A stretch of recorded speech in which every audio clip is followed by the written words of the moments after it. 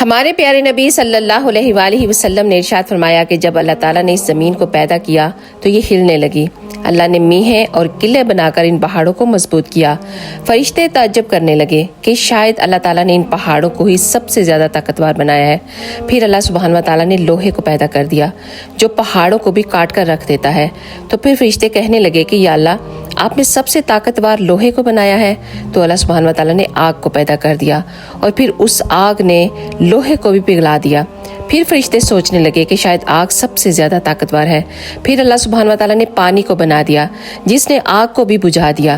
پھر فرشتوں کے ذہن میں آیا کہ اچھا، پانی سب سے زیادہ طاقتور ہے۔ پھر اللہ سبحانہ و تعالیٰ نے ہوا کو پیدا کر دیا جس کا بظاہر کوئی وجود نظر نہیں آتا، لیکن جب چلتی ہے تو ہر چیز کو فنا کر کے رکھ دیتی ہے۔ تو ہوا نے پانی کا روح ہی بدل دیا۔ فرشتے بار بار تعجب کرتے رہے اور پوچھتے رہے کہ یا اللہ، کون سی چیز زیادہ طاقتور پیدا کی ہے آپ نے؟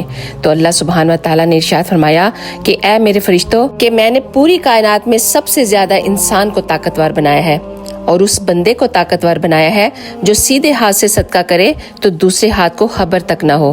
تو زیادہ سے زیادہ صدقہ کیجیے اپنی زندگی میں، کیونکہ یہ صدقہ آپ کی دنیا و آخرت دونوں کو سنوار دیتا ہے۔ اگر آپ کو یہ ویڈیو پسند آئی ہو تو پلیز ایک دفعہ شیئر کرنا مت بھولیے گا۔ آپ سب کا بہت بہت شکریہ۔